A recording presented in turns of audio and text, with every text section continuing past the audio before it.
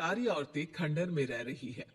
अब देविका के सामने सबसे बड़ी चुनौती ये है कि घर की औरतों को आत्मनिर्भर कैसे बनाया जाए। देविका ये सब सोच ही रही थी कि तभी उसकी नजर मिट्टी के बर्तनों पर गई। अरे, ये इतने सुंदर सुंदर मिट्टी के बर्तन किसने बनाए हैं? ये बर्तन तो माँ जी और चाची जी ने बनाए हैं। अरे वाह, इतने सुंदर बर्तन तो मैंने आज तक नहीं देखे। माँ जी, चाची जी, आपने ये कहाँ से सीखा? अरे बहू, ये तो हम बचपन से बनाते आ रहे हैं। ये स्टील, पीतल और कांच के बर्तन तो आज चले हैं। पहले तो मिट्टी के बर्तन में ही लोग खाना खाते थे। ठीक है, तो हम दोबारा से मिट्टी के बर्तनों में लोगों को खाना खाना सिखाएंगे। वीना दीदी और सुजाता भाभी, आप दोनों बताओ, आप दोनों को क्या क्या आता है? मुझे तो खाना अच्छा बनाना आता है। बस खाना बनाने के अलावा मैंने कभी कुछ किया ही नहीं। और वीना दीदी, आप बताओ, आपको क्या क्या आता है? पता नहीं, मैंने बचपन से यही सुना है कि लड़कियों को ये नहीं करना चाहिए, लड़कियों को वो नहीं करना चाहिए, इसलिए मैंने कभी कुछ किया ही नहीं। देविका, वीना को सिलाई, कढ़ाई और बुनाई बहुत अच्छी आती है। हाँ, आती तो है, लेकिन बहुत अच्छी नहीं। बहुत अच्छी भी आ जाएगी। अब देविका और बाकी सभी औरतें गांव में सबके घर जाती हैं और गांव की सभी औरतों से मिलकर कहती हैं, भाभी जी, अगर आपको अपने या अपने घर वालों के लिए कपड़े सिलवाने हो तो आप मुझसे ही सिलवाना। बहन जी, मिट्टी का चूल्हा, बर्तन या मटका बनवाना हो तो मुझसे ही बनवाना। मैं और विमला दीदी आपके घर के सारे बर्तन बना देंगे। भाभी, आप कभी किसी काम में व्यस्त हो और खाना ना बना पाओ ना, तो आप मुझे बता देना, मैं आपके घर के लिए खाना बना दूंगी। वो क्या है ना, आप तो सारा दिन खेतों में काम करती हो और कभी कभी खाना भी नहीं बना पाती होंगी, इसलिए। इस तरह घर की औरतें जी जान से अपने अपने कामों में लग जाती है। धीरे धीरे उनका काम बढ़ जाता है और वो अपने खंडहर को ठीक करने में लग जाती है। वहीं दूसरी ओर घर के सारे आदमी घर का काम संभाल नहीं पा रहे थे। अरे भाई कल्याण, चाय तो पिला दे। जमाना हो गया अच्छी चाय पिए हुए। आप भी ना घर के दामाद से क्या क्या काम करवाते हैं? अभी लाता हूँ चाय। कल्याण, तुम दामाद नहीं बेटे हो, इसलिए इस घर के सुख दुख, घर के काम और बाहर के कामों में तुम्हारा सहयोग तो होना ही चाहिए ना। इतने में कल्याण चाय बनाकर ले आता है। जैसे ही सचिन चाय पीता है तो उसके मुंह से चाय निकल जाती है। जीजा जी, ये क्या बनाया है, इतनी कड़वी चाय? इससे अच्छा तो करेले का जूस होता है। देख सचिन भाई, मैं तो ऐसी ही चाय बनाता हूँ, पीनी है तो पी, नहीं पीनी है तो अपने आप बना ले। मैं खाना बनाने जा रहा हूँ और अकेला नहीं बना सकता, आप में से कोई मेरी मदद करो। सचिन मेरी चाय की बुराई कर रहे थे ना, तुम जाओ अब खाना बनाओ। सचिन और मोहन दोनों खाना बनाने में लग जाते हैं। मोहन भिंडी काटकर कढ़ाई में छोड़ देता है और उसमें पानी डाल देता है। आपने भिंडी में पानी क्यों डाला? शायद पानी नहीं डलता, पता नहीं, लेकिन माँ ने कभी भिंडी में पानी नहीं डाला था। लेकिन बिना पानी के भिंडी बनेगी कैसे? मतलब गलेगी कैसे? बिना पानी के बनाएंगे तो चिपक नहीं जाएगी कढ़ाई से? पता नहीं, चलो देखते हैं कैसे बनती है भिंडी। भैया, कितने दिन हो गए ना अच्छा खाना खाए हुए। खाना तो सुजाता बनाती है, इतना मजेदार खाना कोई और बना ही नहीं पाता। सचिन और मोहन खाना तैयार करके ले आए। सभी आदमी खाना खाने लगे। खाना बना तो बहुत बुरा था, लेकिन किसी ने बिना कुछ कहे खाना खा लिया। तभी जोगिंदर ने कहा, घर की हालत कितनी बुरी हो रही है, जगह जगह जाले लगे हैं। 2 दिन से तो किसी ने झाड़ू भी नहीं लगाई घर की। हाँ, और घर में गंदे कपड़ों के ढेर लगे हैं। मेरे पास तो ये आखिरी कुर्ता ही बचा है पहनने के लिए। कल्याण, मोहन, तुम किसी नौकर को रख लो ना। हमने एक दो लोगों से बात की थी नौकर के लिए, लेकिन कोई घर में काम करने के लिए तैयार ही नहीं है। गांव के सभी लोग खेतों में ही मजदूरी कर रहे हैं।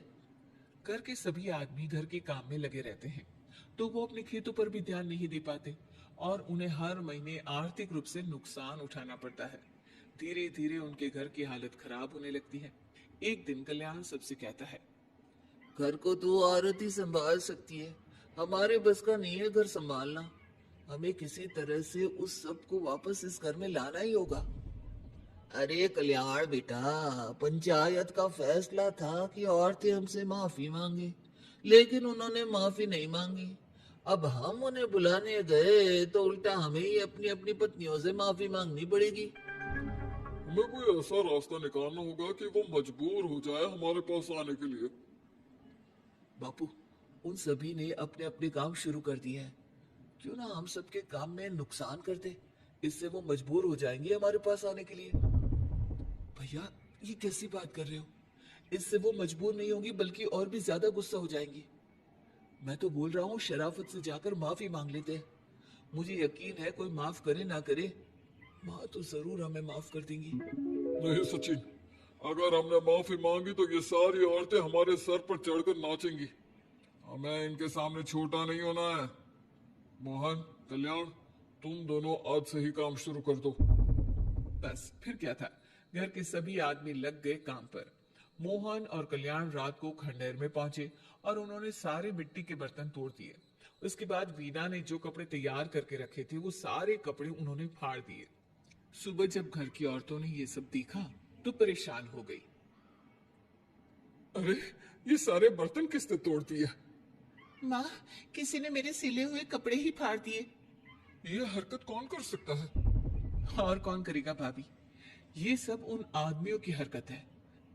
जब किसी तरह से हमें झुका नहीं पाए तो हमारी काम बिगाड़कर हमें परेशान कर रहे हैं। सभी औरतें दुगनी तेजी से काम में लग गई। उन्होंने दिन रात मेहनत की और उस खंडहर को महल की तरह बना दिया। उनके काम की तारीफ सुनकर दूर दूर के गांव से लोग आने लगे और उनसे अपना काम करवाने लगे।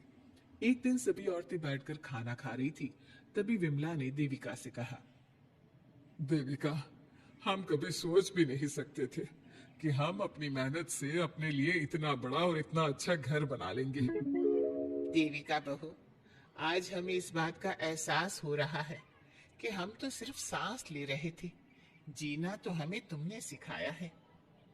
मुझे तो अब भी यकीन नहीं हो रहा कि मेरे पति की पहचान के अलावा भी मेरी कोई पहचान है। गांव के सब लोग मुझे सिर्फ मोहन की पत्नी के रूप में जानते थे, लेकिन अब सारा गांव मुझे जानता है। देविका, मैं कुछ ही दिन में इस गांव में एक अच्छा सा होटल खोल लूंगी। और मैं एक बुटीक खोलूंगी। मैं यहाँ गांव की लड़कियों के लिए एक स्कूल खोलना चाहती हूँ। यही मेरा सपना है। सभी औरतें खाना खाकर सो जाती है। रात बहुत ज्यादा हो गई है, लेकिन देविका को नींद नहीं आ रही थी। तभी उसे किसी के कदमों की आवाज सुनाई दी। पहले तो देविका थोड़ी डर गई, लेकिन उसने हिम्मत करके उठकर देखा तो उसके सामने सचिन खड़ा था। सचिन, तुम यहाँ क्या कर रहे हो? कहीं तुम मेरा कोई नुकसान तो करने नहीं आए? मेरे पास तो किताबों के अलावा कुछ नहीं है। फाड़ना चाहो तो फाड़ सकते हो। देविका, मैं तुम्हारा कोई नुकसान करने नहीं आया हूँ, बस तुमसे माफी मांगने आया हूँ। क्या? रात के अंधेरे में चोरों की तरह तुम मुझसे माफी मांगने आए हो? प्लीज देविका, माँ और चाची को समझाओ कि वो बापू और चाचा जी से माफी मांग ले और तुम सबको लेकर घर आ जाए।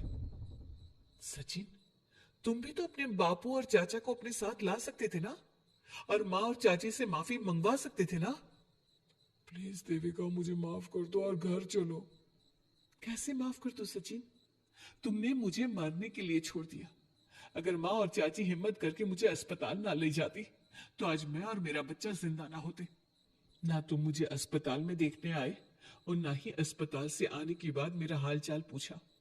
मुझे तो छोड़ो, तुमने अपने बच्चे का चेहरा तक नहीं देखा और तुम मुझसे उम्मीद कर रहे हो कि मैं तुम्हें माफ कर दूं? कभी नहीं सचिन। देखो देविका, हम सबको बहुत नुकसान हो रहा है। घर के काम की वजह से हम बाहर के काम पर ध्यान नहीं दे पा रहे। घर और जिंदगी दोनों अस्त व्यस्त है। वो इसलिए कि तुम सब आदमी संगठित नहीं हो। अपना दिमाग और ऊर्जा हमें परेशान करने में लगा रहे हो, और हम औरतें संगठित हैं। हम अपना दिमाग और ऊर्जा अपनी प्रगति में लगा रहे हैं। इसलिए हमने खंडहर को भी महल की तरह कर दिया, और तुम्हारी हवेली खंडहर की तरह लगती है। सचिन देविका से बार बार माफी मांग रहा है। क्या सचिन को अपनी गलती का सच में पछतावा है, या फिर ये घर के आदमियों की कोई नई चाल है? ये जानने के लिए आपको हमारे आने वाले एपिसोड का इंतजार करना होगा।